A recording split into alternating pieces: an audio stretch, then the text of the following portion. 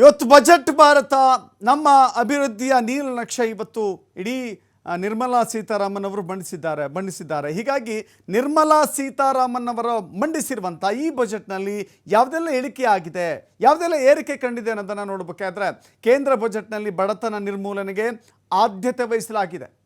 ಮಧ್ಯಮ ವರ್ಗ ಮತ್ತು ಮೂಲಭೂತ ಸೌಕರ್ಯಕ್ಕೆ ಹೆಚ್ಚಿನ ಒತ್ತನ್ನು ನೀಡಲಾಗಿದೆ. ಮಧ್ಯಮ ವರ್ಗ ಮತ್ತು ಬಡತನ ನಿರ್ಮೂಲನೆ ಇದೆಯಲ್ಲ, ಬಡತನ ನಿರ್ಮೂಲನೆಗೆ ಬಹಳ ದೊಡ್ಡ ಒತ್ತು ಕೊಟ್ಟಿದ್ದಾರೆ. ಮಧ್ಯಮ ವರ್ಗ ಮತ್ತು ಮೂಲಭೂತ ಸೌಕರ್ಯಕ್ಕೆ ಬಹಳ ದೊಡ್ಡ ಕೊಡುಗೆಯನ್ನು ಕೊಟ್ಟಿದ್ದಾರೆ. ನಾವು ದಿನನಿತ್ಯ ಬಳಸುವಂಥ ಮೊಬೈಲ್, ಈಗ EV ವಾಹನ ಇದೆಯಲ್ಲ, ಎಲೆಕ್ಟ್ರಿಕ್ ವೆಹಿಕಲ್ಗಳಿದ್ದಾವಲ್ಲ, ಎಲೆಕ್ಟ್ರಿಕ್ ಚಾಲಿತ ವಾಹನಗಳ ಖರೀದಿಯ ಬೆಲೆಯನ್ನು ಕೂಡ ಇಳಿಕೆ ಮಾಡಿದ್ದಾರೆ. ಮೊಬೈಲ್ ಬೆಲೆ ಇಳಿಕೆ ಆಗಿದೆ. ಜೊತೆಗೆ ಕ್ಯಾನ್ಸರ್ ಔಷಧ ಇದೆಯಲ್ಲ, ಆ ಕ್ಯಾನ್ಸರ್ ಔಷಧವನ್ನು ಕೂಡ ಕಡಿಮೆ ಮಾಡಿದ್ದಾರೆ, ಅದರ ಬೆಲೆ ಕಡಿಮೆ ಮಾಡಿದ್ದಾರೆ.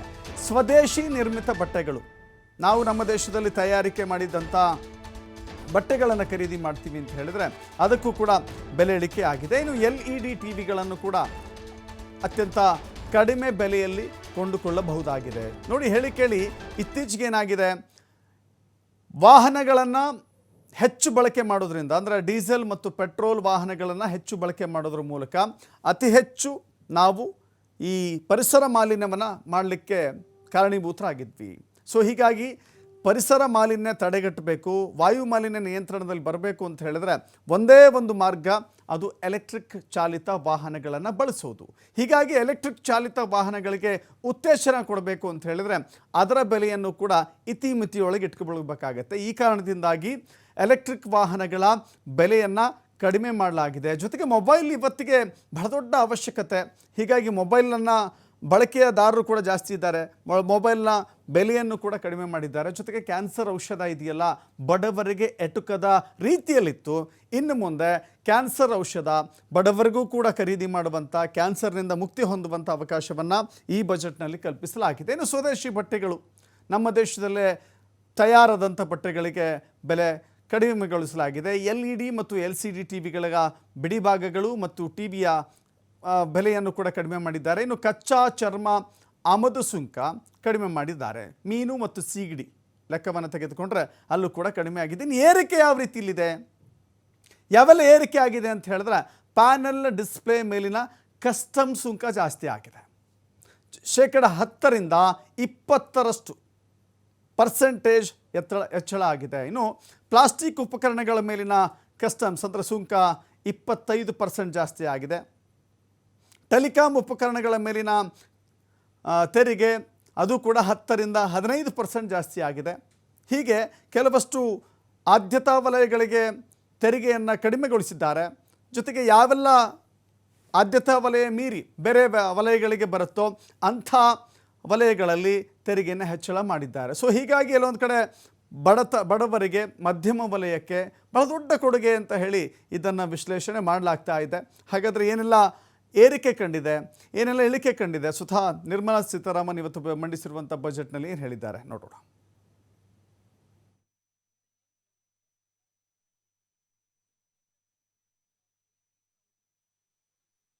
Kisan credit cards facilitate short-term loans for 7.7 crore farmers, fishermen and dairy farmers. The loan limit under modified interest subvention scheme will be enhanced from 3 lakh.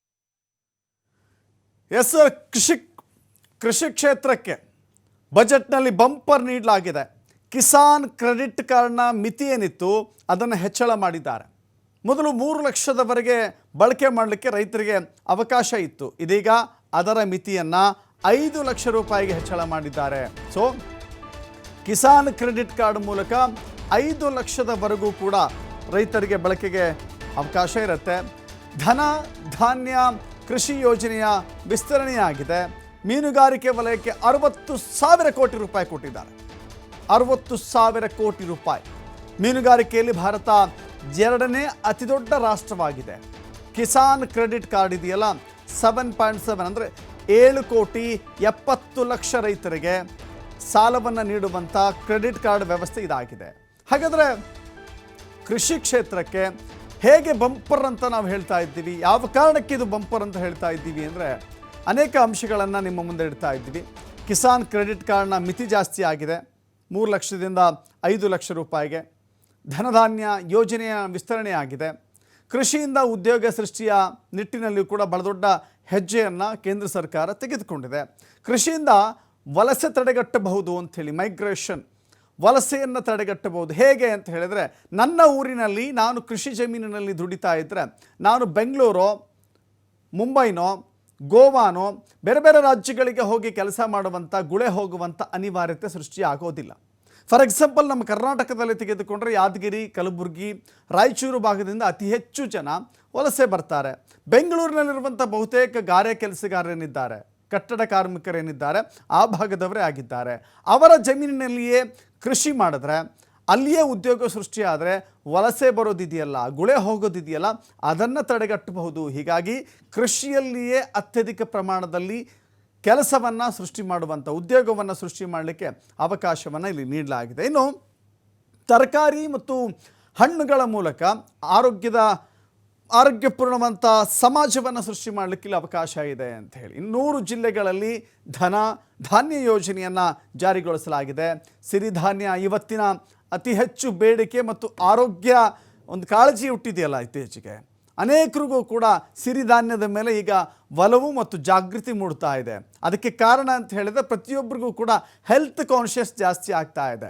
ಸಿರಿಧಾನ್ಯದ ಬಳಕೆ ಜಾಸ್ತಿ ಆಗಬೇಕು ಅಂತ ಹೇಳಿ ಈಗಾಗಲೇ ಒಂದು ಪ್ರಮೋಷನ್ ಶುರುವಾಗಿದೆ. ಹೀಗಾಗಿ ಸಿರಿಧಾನ್ಯದ ಕಾರಣಕ್ಕಾಗಿ 100 ಜಿಲ್ಲೆಗಳಲ್ಲಿ ಧನಧಾನ್ಯ ಯೋಜನೆಯನ್ನು ಮಾಡ್ತೀವಿ ಅಂತ. ಜೊತೆಗೆ ಹಣ್ಣು ಬೆಳೆ ಇದೆಯಲ್ಲ, ಅದನ್ನು ಪ್ರಗತಿ ಕಾಣಬೇಕು ಎನ್ನುವ ನಿಟ್ಟಿನಲ್ಲೂ ಕೂಡ ಹೆಜ್ಜೆ ಇಡಲಾಗಿದೆ. ತಾವರೆ ಬೀಜ ಕೃಷಿಗೆ ವಿಶೇಷ ಯೋಜನೆಯನ್ನು ರೂಪಿಸಲಾಗ್ತಾ ಇದೆ. ಜೊತೆಗೆ ಮೀನುಗಾರಿಕೆ ವಲಯ, ನಾನು ಹೇಳ್ದಂಗೆ ಇಡೀ ಪ್ರಪಂಚದಲ್ಲಿ ಮೀನುಗಾರಿಕೆಯಲ್ಲಿ ಭಾರತ 2ನೇ ಅತಿ ದೊಡ್ಡ ರಾಷ್ಟ್ರ ಇದೆ. ಸೊ ಹೀಗಾಗಿ ಅದನ್ನು ಉತ್ತೇಜಿಸಬೇಕು, ಮತ್ತಷ್ಟು ದೊಡ್ಡ ಮಟ್ಟದಲ್ಲಿ ಮೀನುಗಾರಿಕೆಯನ್ನು ತೆಗೆದುಕೊಂಡು ಹೋಗಬೇಕು ಎನ್ನುವ ಕಾರಣಕ್ಕಾಗಿ 60,000 ಕೋಟಿ ರೂಪಾಯಿ ಮೀಸಲಿಡಲಾಗಿದೆ. ಇನ್ನು ಈ ಕ್ರೆಡಿಟ್ ಕಾರ್ಡ್ನ ಮಿತಿ ಹೆಚ್ಚಳ ಇದೆಯಲ್ಲ, ಎಷ್ಟು ರೈತರಿಗೆ ಅನುಕೂಲ ಆಗುತ್ತೆ ಅಂದರೆ 7,70,00,000 ರೈತರಿಗೆ ಇದು ಅನುಕೂಲ ಆಗುತ್ತೆ. Credit cards facilitate short-term loans for 7. Kisan credit cards facilitate short-term loans for 7.7 crore farmers, fishermen and dairy farmers. The loan limit under modified interest subvention scheme will be enhanced from 3 lakh rupees to 5 lakh rupees for loans taken through the KCC. For Atmanirbharta in urea production, our government had reopened 3 dormant urea plants in the eastern region. To further augment urea supply, a plant with annual capacity of 12.7 lakh metric tons will be set up at Namrup in Assam.